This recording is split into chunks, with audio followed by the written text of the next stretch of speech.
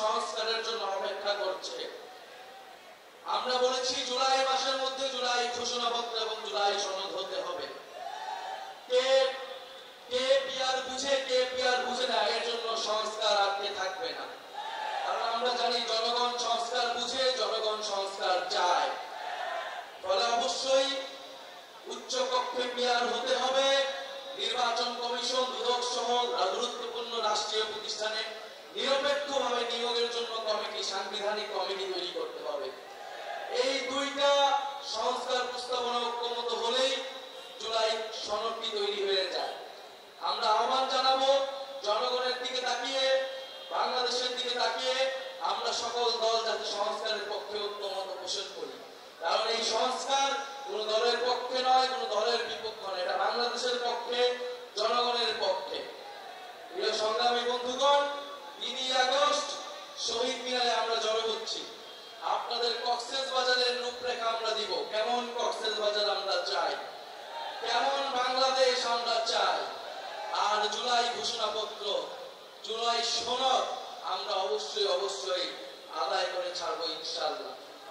বক্তব্য শেষে আমরা এই চট্টগ্রাম বিভাগে আমাদের যে প্রথম শহীদ ওয়াসিম, আপনাদের সন্তান, তাকে শ্রদ্ধার সাথে স্মরণ করি। আমরা তার নামে স্লোগান দিয়ে আজকে সমাবেশ আমরা সমাপ্ত ঘোষণা করব। আবু সাঈদ মুগ্ধ, ওয়াসিম সাঈদ মুগ্ধ, শহীদ ওয়াসিম স্মরণে।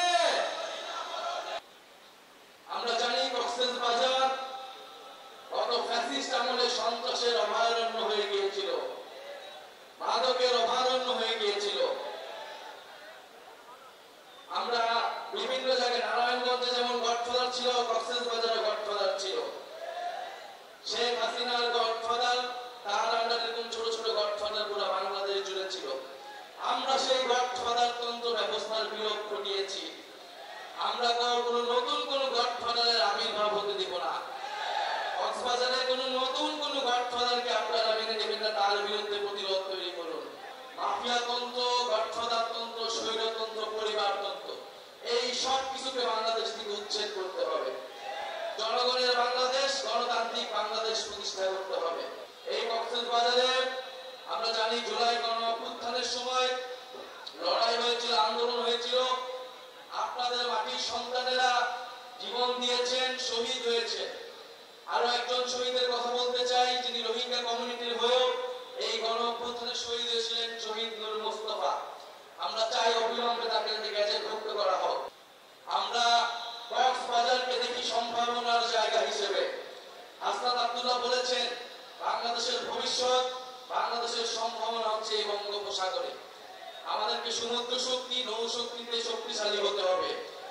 ফলে তার জন্য কক্সবাজারকে আমাদের শক্তিশালী ঘাঁটি হিসেবে প্রতিষ্ঠা করতে হবে। পুরা কক্সবাজারকে, পুরা বাংলাদেশটা বিশ্বের বুকে এক মডেল হিসেবে প্রতিষ্ঠা করতে হবে। আমরা সেই কক্সবাজার দেখতে চাই। জাতীয় নাগরিক পার্টি আপনাদের সেই নতুন, সেই কক্সবাজারের জন্য, সেই সম্ভাবনাময় কক্সবাজার প্রতিষ্ঠার জন্য লড়াই করবে, কাজ করবে। আমরা একটা নতুন বাংলাদেশ, নতুন কক্সবাজার আপনাদেরকে উপহার দিতে চাই এবং সেজন্য আপনাদেরকে আমাদের সাথে থাকার আমরা আহ্বান জানাই। কক্সবাজারবাসী আমাদের সাথে থাকবে, জাতীয় নাগরিক পার্টির সাথে থাকবে। আমি জানি আপনারা থাকবেন, যেরকমটা গণ অভ্যুত্থানের মধ্যে ছিলেন। জাতীয় নাগরিক পার্টি দেশ গড়তে জুলাই পদযাত্রায় পৌঁছে গিয়েছে কক্সবাজারের সমুদ্রের পাড়ে। জাতীয় নাগরিক পার্টি ঘোষণা দিয়েছিল হিমালয় থেকে বঙ্গোপসাগর হবে বাংলাদেশের জনগণের। বঙ্গোপসাগরের থেকে যেই সভ্যতা তৈরি হয়েছিল, আমরা আপনারা সেই সভ্যতার উত্তরাধিকার। সমুদ্রের সাথে লড়াই করে আপনাদের জীবন চলে, আমরা জানি। সংগ্রাম এবং সাহসিকতার অপর নাম কক্সবাজার।